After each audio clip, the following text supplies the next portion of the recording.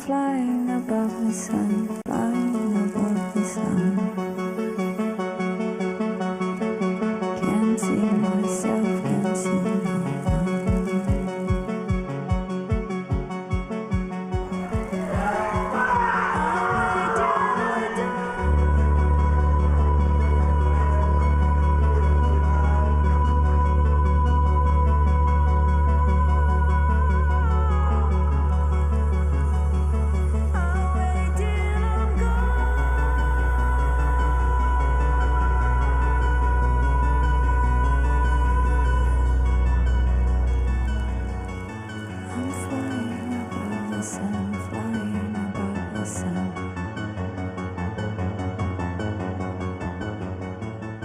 Good evening and welcome along to day two. It's still round one of the CIB Palm Hills PSA World Championships 2025, coming to you from Palm Hills Club and the PGC Golf Central Mall. Good evening. We've got Jana Shiha and Johnny Williams in the studio with us this evening. How are we all feeling? Day two, still got a bit of energy to go. I hope there's 9 days to come. Super excited. Just can't wait to see what's going to happen tonight. And Johnny, just your sort of initial thoughts on day one. Did we get off to a good start? We did get off to a good start. The big seeds, they're getting through as expected, rather comfortably. But we've had some good matches out on the traditional courts, so plenty to talk about. And no, I'm all fired up as always, Michael. And Jana, you've been down to the traditional courts today. What's the atmosphere like down there? It's, everyone just giving them all, and they're just playing the possible best for them to be able to come here and just play at the big venue. And I think everyone just fired up to give the best and see who's going to be able to pull it off. Well, we've got 30 minutes now. We're going to sort of analyse some of the potential world champions that we might see by the end of the week, and also we're going to reflect back on yesterday as well, starting with Lorraine Baltayan. That's my best French effort. And she beat Lucy Tamel yesterday, and quite convincingly so. I mean, Johnny, take us through this one from your eyes in the commentary box. Yeah, I had a look at it again today, Michael. Very impressed with Baltayan. She's a very dynamic player, a little bit even unorthodox, I would say. Some of her moves when she's getting into some of these shots, the body and the racket head is sort of flying around, so it's quite difficult to read. But she reads the game really well, and she's a force to be reckoned with. Look at that, flying through the air like Mighty Mouse. Incredible, really. And I think she just sees the opportunity that she had. She saw that she would be able to make round two in the World Championships, and I think she just gave it all for her to be able to seize that chance. So a 3-1 victory here over Lucy Tamel and a 70% win rate. I saw that stat in there as well, Johnny. What does that tell us about her as a player? She's burst onto the scene as she burst around the court. She had some great wins even at the European Championships. I know it's not PSA, but not your backyard either, Jana, but she had a big win against Nella Gillis. So she's been racking up wins, even Anahat Singh, British Under-19 title final. So I just think that she's really ready to emerge on the tour and go up the rankings quickly. I've always loved to watch the Europeans. Actually, no, I'm Egyptian, and it's not really something I'm familiar with or we're all familiar with. And I think we don't know how big it is and how big it impacts the funding and the countries and all that. And you never thought of going to England? Nope, I don't think so. I mean, but I definitely love watching, and just the energy they put into it, the individuals and the teams, both of them, is just really nice to watch from an outsider. And it was her debut World Championship appearance as well, but no signs of nerves last night. No, that's the thing about her. She's not only rock solid in her game, the backhand attacks are unbelievable, but nothing seems to faze her. She's just enjoying herself, expressing herself in every possible way. So I see good things for her. Diminutive in stature, but her game is extremely powerful. Sorry, go again. In stature? She's like me. She's quite small in stature. Okay, diminutive. Did you know that word? I had no idea what that meant. It's an education here at Squash TV. I have to lock that one in the diary. Nour El Sherbini next. Let's talk about her. She's in action first at 7:30 against Grace Gear, so not long to wait for that one. She's an 8-time world champion, and this was her clinching the world championship in Chicago last year. The big question, I guess, is why is she so unstoppable? And my second part to that question is, why does she bring her best here at the world championships? Let's work our way through those two questions. Yeah, I'd go backwards. Start with the ability to just hit the big point, to make the big points at the big moments. I've never seen a player, female or male in my time, probably other than Rami Ashore, who can just hit those big shots when they're needed. Tight end, business end of games, 8 all, 9 all. 10-9, very tight on the scoreboard. She plays it like it's the first point of the match, and I've never seen anybody that has that big match temperament, or BMT, Michael, as I like to call it. BMT. And I just also think, obviously, whatever Johnny just said is very true, but I think it's the mental aspects of things, and the fact that she's able to do that and give her best at those big points and at those big rallies. It just shows a lot about her character, and I think that's what makes her and proves every time that she's able to contain the whole do you think it's got something to do with her upbringing? You know, you look at that surrounds of her father, who's always had that very calm nature. I've got these images from Chennai when she won her first World Juniors against Nour El all the way back in 2009. Just very calm. It's just like, we're having fun. Let's not get too worked up about this. I mean, it's not really our philosophy. We are not very fond of Why it, I asked the question. But definitely her dad is a big influence on her, and the relationship is very, very special, and he's that very calm, you know, parent that isn't very usual, by the way. In the Egyptian community, we have very, very, you know, nervous parents. Other end of the spectrum to, let's say, Amina Orfi, in terms of that, you know, the way things are.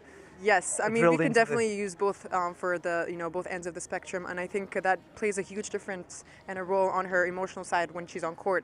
And I think being able, I don't think she ever thought she would beat, you know, Nicole David's record, and I think the more she got into it and the more she kept on winning, she was like, I can actually do it, and I think that just added up to her character as well and her confidence.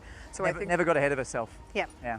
And Nour ElSherbini, her dad actually wants her to retire. I know in El Guna he sort of pulled us aside and when's she gonna retire? I mean, you know, that's interesting that's his stance. Are you really sure that he wants her to retire, Michael? 100%. I mean, he said that ninth one lingering right there. Not right now, but I mean the end of the season or sometime soon, and maybe not even go as far as the Olympics. But do we expect to see Nour ElSherbini at the Olympics in 2028? I mean, I think everyone is, you know, trying to get to that, and I think she's, you know, she's married, and it's very like a cultural thing for people to, like, you know, there is a lot more out of just squash, and I think that's just a fine line between trying to find that balance. Starting a family both. and things like that. But the world, I mean, the world will just be crying if this lady stops playing squash before 2028. We've got to see her at the Olympics. That's the finale for me. Couldn't be better. 2 years, you can do it, Nour. Will she make the cut? Yeah, she'll make the cut. She'll make the cut. Of course she will. Oh, you heard it here first. Well, listen, lots of action from around all the other courts as well, particularly over at the Palm Hills Club. They have been very busy. Nathan Lake, in particular, taking out Nour El Sherbini. Let's hear from him. Yeah, I think it's the best result of my career, actually. And I'm an old man, so I've been going a long time. Yeah, overjoyed, and sad the way it ended a bit, but on the whole, it was a good competitive match, and over the moon. Marwan and his brother Mohammed went to school in Bristol, so I spent a lot of time with them. Living in Cheltenham is only 40 minutes away, and they've been great to me during my career, and always enjoy the battles. They're hard and fair. Like, they play practice matches pretty intensely as well, and it's no different in a tournament match, obviously. And very pleased to sort of for it to go my way. I'd hate to think about the breakdown head to head, but there's a 1, not a 0 anymore, which is good. You know, tried to play with a bit more freedom. And it's definitely, you know, it's my FA Cup final, to use that analogy, against Marwan. It's maybe a bit more difficult for him, and he played the Europeans last week, and I've done that once before, and that mentally is really quite tiring. So I felt like I had a chance, and yeah, really pleased, a little bit surprised the level I put out there, you know, but I'll take it. I was talking to myself, so there's all sorts going on in there. But yeah, first game obviously not ideal. I hate to think of the chances of me winning a match if I lose the first game, probably not too high. But Nour's playing some decent squash, and I came out well in the second, got a good lead, and I just felt like, you know, I'm still in this, and managed to keep sort of pushing myself, kept ignoring my head, which all of us players struggle with, and yeah, happy to get a great win. Perfect. Huge scalp for Nathan Lake, taking out Nour El Sherbini by 3 games to 1 over on the side courts. Let's get your reaction to that, studio guest. Jana, we'll start with you. That's a very big win. You know, the head-to-head was 5-0 to the Marwan, and I think he's at the end of the career. He is considered a veteran in the sport, and I think that win might have given him a little bit of a love to the sport back, and I think he's going to definitely take that into the next round. And what do you make of Nathan Lake's performance there? It's good when we see these upsets, isn't it? It's good for the sport, it's good for the championship. Yeah, and Nathan Lake, he's a much-loved character. I mean, you see he's doing, you know, these little clips, I see them on Instagram, and where he does a day, it's like a bit of a day in the life. He has competitions with Hayley Mendez, his wife. So I think everybody really appreciates when an older campaigner is finally getting that first win against Marwan.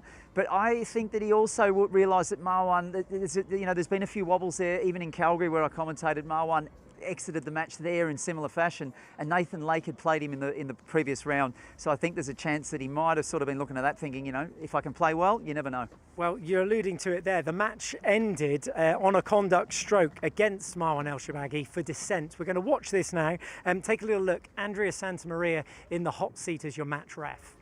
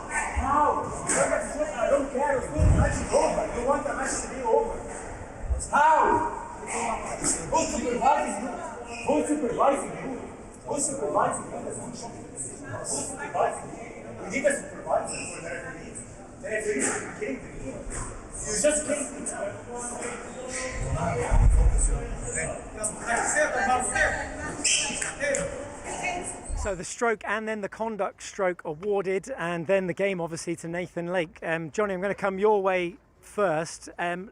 Was that a let? I mean, that's the first question, because that's where it all started. Let or stroke? Stone cold let for me, Michael. There's no doubt about it. The return of Nathan Lake actually sort of jagged out from the sideball, so it wasn't a great shot. And Marwan is having to adapt, you know, with his hips a little bit as he hits the ball. So I think that decision was way too harsh. That set Marwan off. I'm not going to argue about the conduct stroke for what happened then afterwards, because his head literally just span off his shoulders, and unfortunately there's been too many occurrences of that if we're sort of singling in on Marwan. It's at a crunch time in the match though, and it is the World Championship. That's the point he's trying to underline. You know what, guys, I'm gonna say it. I saw that and I got very angry, and I think I'm just sick of seeing refs use the rule book in a way that they would show authority, whereas they are just completely butchering and destroying the end of the match. And I think that's what happened today, and that was also what happened with Asal and Diego in El Guna. And I think it's the exact same, you know, timeline of decisions. And I know that refs struggle with sometimes the. Again, it's a very emotional sport. It's very dramatic, you know. You're hinting that Andrea Santamaria, possibly the reaction is an emotional one to that previous decision, and that's why she's gone for the stroke there. Yeah, I think just players are very emotional when they're on court, right? And then just their reactions are not really, you know, on purpose. And I think the refs take that the wrong way most of the times, and they use. They just take advantage of the rule book and just enforce that on the players, whereas most of the times it's just not the right decision at all. And I think, do the players have a responsibility here? To sort of, you know, keep their heads in those crunch moments rather than putting the match referees under such pressure? I think that Marwan has a responsibility not to lose his head like that. You can't just absolutely go mental at the referee like he did and then expect that you're not going to get conduct match. We know that's been the way of the land for quite some time now. But I think some of these decisions that are being made need to be taken under the microscope afterwards. Totally agree, but it's just more, again, it's at the end of the match. It's exactly what happened in Laguna. You know, you can't just use those rules and just implement them at the end while the match hasn't had any. If there are previous, you know, decisions throughout the whole match. Mustafa didn't react like that, Jana. That is true, but I totally agree with the reaction. I'm not saying anything wrong with the reaction. Like, I get that the reaction might have been, again, a little bit over the edge.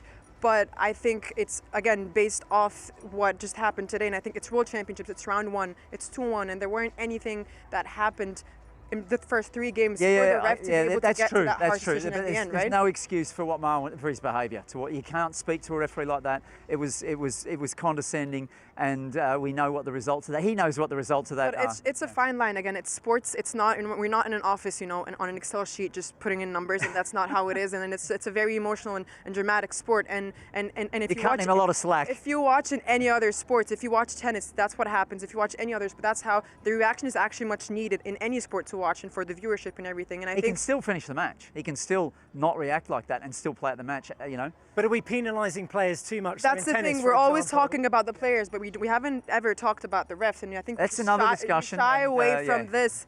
We shy away from this every single time, whether they are wrong or right. And we just put all the blame on the players, and that's what I hate. Again, I have been on court. I know how it is. I know how we feel inside, and it's not easy. I played in the 90s, Jana. Don't worry, I know how it was. I know everyone, and it's just not how people think, and we are on a lot of pressure inside, and I think we just need to stop putting everything on the player and just give something to the ref and something else. Again, I think that's. What about a supervisor? What about having I was a about to say. I was about to say. So on the players side, yes, on the players side, you know, since Lee Drew left this season, everyone's just asking themselves, where is the new Lee Drew, and who are we supposed to? I mean, even Marwan said that at the end to the ref, and he was like, where is your supervisor? And the players need to have that person for them to talk to them after in such situation. So Johnny, just explain what a supervisor has done in the past and what they could potentially do in the future. We've seen it a lot with tennis. I remember McEnroe going absolutely berserk, you know, saying the ball was on the line, you know, and then he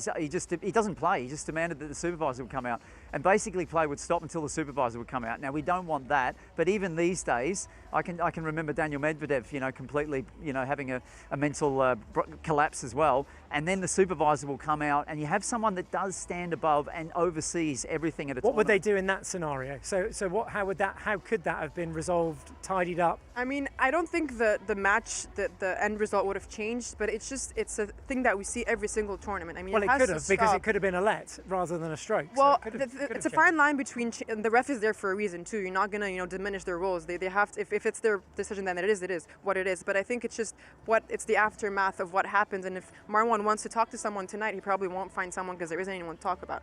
So I think who is the spokesperson for the WSO? That is it's a big void that needs to be filled. It's a big void, Michael. Who is it? Who is it? You've been asking for this. You know, you want to get that person in the studio. It would be great if that person could come in the studio. A voice from an official side, so we can get a better understanding, because it's happening time and time again, isn't it? And we're obviously talking about it, but we're not getting any answers. Yeah, I know in big sports, whether it's you know, my AFL, Aussie rules, every 3 weeks, every 4 weeks, somebody from the AFL, a representative, has to come in and speak on, you know, either an umpire association person or somebody, and give an explanation about the rules. So we need that here in squash. I mean, that's the thing. If I was in Marwan's shoes today, I wouldn't want to talk to Center Maria after it. Like, she is the last person I want to talk to. But there has to be someone that is still on her side for me to talk, because I will not talk to her, because I will be very angry. I don't want to make my situation worse, and so I will just need to go back to my room and just leave everything and not say anything to anyone, because there isn't anyone to talk to. So I think that's just a big question here for all the players. But we still don't know who that person is. Don't know. No, we desperately need to find out. Okay, maybe a bit of a mission for you guys this week. You can find out for us. Marta Dominguez is another victor from today. Let's hear from her. She's a very talented player. Last year we played against each other. It was 3-love for her. I knew that it's gonna be a tough match. I was up 2-love. I felt so confident. I was really good, but you know, when you are in the walls and you have to finish that match, it's not easy to do it. And I'm very happy that I could finish the match and get the win. I'm very happy. I feel very good. I think it's gonna be this final part of the season is gonna be good for me. Let's see how it's going tomorrow and in Brazil. I'm going to Brazil for a couple of tournaments, and let's see. But I'm very happy with my performance. Yes. So a 3-1 victory there for Marta, safely through, taking out the number 32 seed. We say goodbye to Johnny Williams and hello to Vanessa Atkinson, 2004 World Open champion and former world number 1. Welcome to the studio. You were watching that debate in the wings. I was a very interested listener. It was fantastic to hear sort of different sides of it. It's a really interesting debate. I think we've probably spent enough time on it now, though. Anything to add? Anything to add? I mean, there might be something else. I do agree with Johnny. I feel like the decision was not the right one. It came obviously at a very crucial part of the match. Again. But at the same time, I don't think that players can justify responding like that. You cannot speak to a referee like that. So I think that the conduct stroke was always going to happen at that point when he explodes in that way. Her hands are tied. She has to at that point escalate and give the conduct stroke. But the decision certainly needs looking at. Okay, let's move swiftly on to some of the other matches and some of the other players. We're going to review Hania El Hammamy, who got off to a bit of a rocky start yesterday. Let's just review this match and maybe just take us through it, Jana. You're very close to her and her camp, and I know you've been catching up with her today as well. Yeah, I came to the venue and she was having her hit with her coach, Karim Darwish, and I think we were talking right after, and she hated the weather, and it was very windy, and you know, when it's very windy, the ball doesn't bounce where you want it to bounce, and I think that, you know, you kind of need to up your control over the racket. The racket gets a lot heavier when you're playing with that weather. So I think obviously she had to have her hit today because she had her day off, but also just started to get a little bit used to that wind in case it comes in tomorrow. Did that level the playing field? A little bit. I think there was a little bit of nerves. First rounds are always tricky. She was up against a youngster with nothing to lose who was playing very well. I also think it doesn't need over-analysing. It's not unusual to see Hania not necessarily drop a game, but sort of have a few close games early on in tournaments. You know, her playing style is different to some of the other top Egyptian players, in that she kind of outmaneuvers her opponent, and it's like an accumulative pressure that she puts on players, so she doesn't sort of blast people off the court. That's not her playing style, and I think she kind of knows that now. She knows what her identity is as a player, and I think she just needs to own that, and I don't think it will affect her confidence too much, or as much as she allows it to, I guess. Yeah, I don't think either. You know, it's the nerves, and it's not unusual for top players to, you know, get a shaky start in the first round, especially at a big event like this. And I personally think it's better for her to have that shaky start, because it's, you know, it's more of a reality check of where she is and what week it is, than to have an easy start, couple of first rounds, and then she gets into a quarters playing a really top-seeded player and just gets into the real thing real quickly. So I think it's a good way for her to get into the, you know, the mood and the vibes of the level that she wants to get. And this year she comes in as the world #1. She comes in as the favourite. Is there more or less pressure with that? There's a lot of pressure. I mean, she's the world #1, she's the top seed, but she's never won it before, and she's got Nour El Sherbini on the other side of the draw. But at the same time, that's part and parcel of what she does, and she has showed us, as I said yesterday, with the fact that she's defended that spot, that she knows how to deal with pressure now. She's maturing as a person, as a player, and I wouldn't be surprised if she carries it all the way through. How do you deal with expectation as a player, whether it's just a player you're expected to beat, or if you're a higher world ranking? I think it's you know, it's really tricky when you're expected to do something and you don't really get the pressure is just added on top of everything, and you know, you have the pressure of the match itself and how you want to play and execute your game plan, but also that you are also expected to win in 3, whereas sometimes you just need to win, and that's, you know, that's what happened yesterday with Hania. You know, she just needed to win, but she's also expected to win in 3 or easier way. So yeah, I think dealing with those mental pressures as a player, it's almost like trial and error. Like, you have to get it wrong a few times to work things out. You know, and she will have taken something away from that match, even though she didn't play well. She'll be able to think, right, you know, I was nervous. The conditions were tricky. She'll look back at it. She'll analyse it in a kind of non-emotional way. And take something from that into the next match, and it will definitely sort of sharpen her. Right, you know, this is big time now, and I can't take anything for granted. Not a single match, not a single game, not a single point. Okay, we're going to analyse another player now, Joelle King, her 11th World Championship, a semi-finalist here back in 2023. She lost to Nour El Sherbini there, who won her 7th title that year.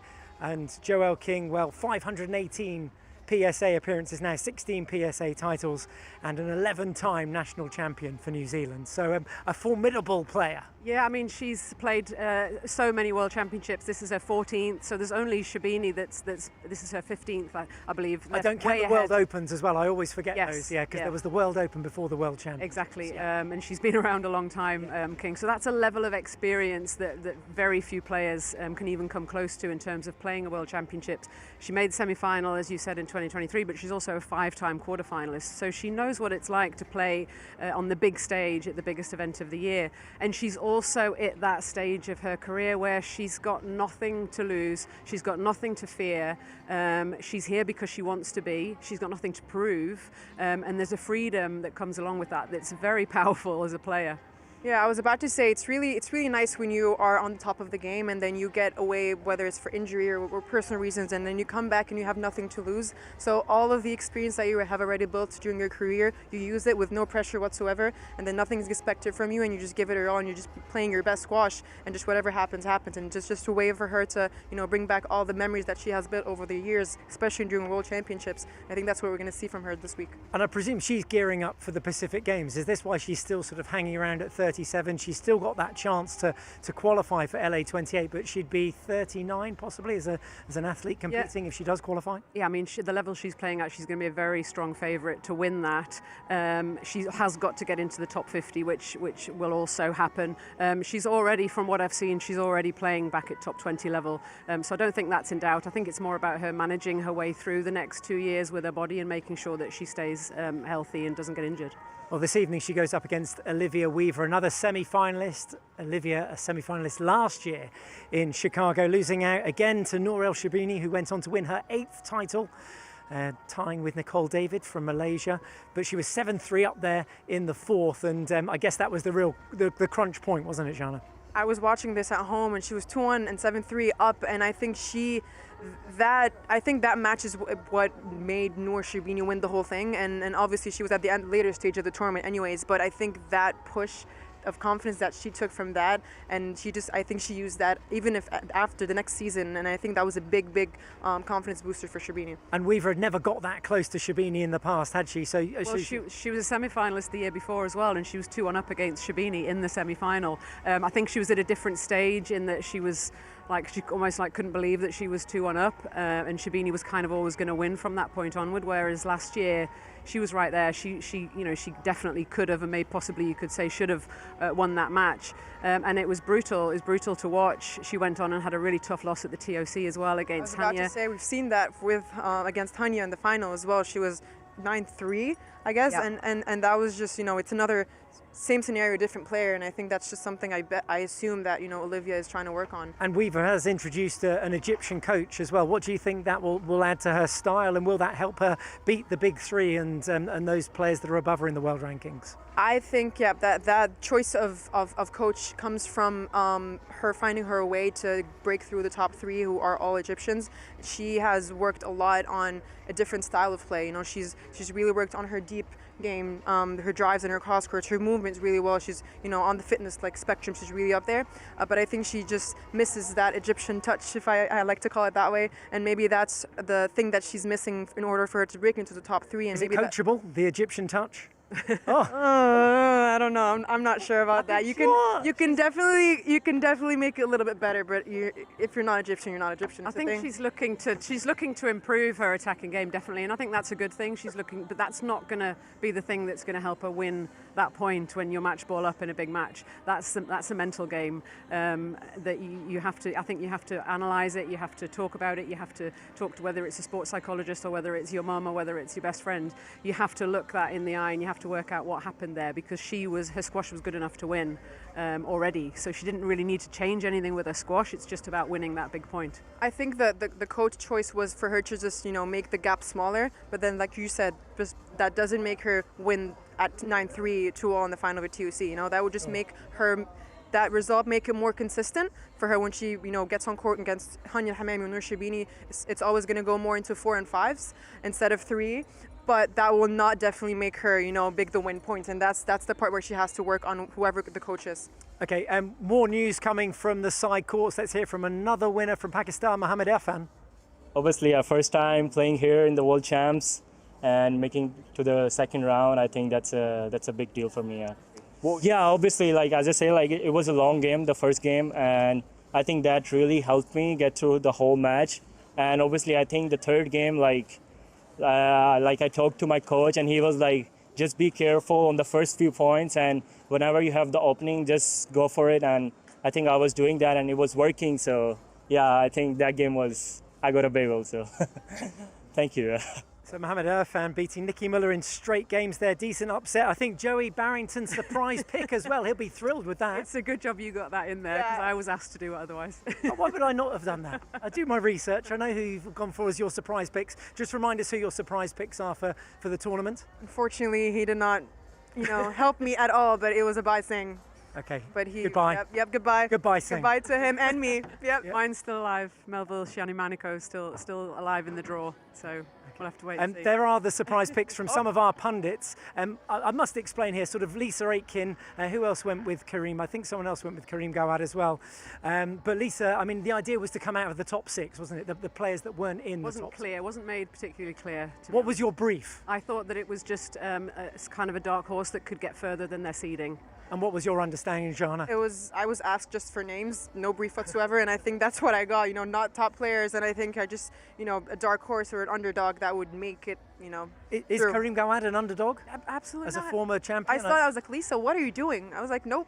Yeah, well, there you go, Lisa. Not here to defend yourself, but send us a message as always. And you can get in touch as well via all the socials. We are PSA Squash Tour if you've got anything to say. Now, we've got a great night of squash ahead. Where does the excitement lie for you? Let's have a point from both of you before we sign off. I just can't wait to see, you know, all the top players, you know, proving why they're there, and on the other end of things, you know, the underdogs to actually prove why they're also there and how they just want to, you know, get as much as they can from the week and the tournament and the players. And Vanessa, feed highlight for this evening? I'm looking forward to the Weaver-King match. We've already spoken about it, but I think it's an interesting matchup. Okay, that's third up. We are going to switch over now to the glass court. Thank you very much for watching this preview show. We'll see you very shortly. When I'm flying above the sun, flying above the sun, can't see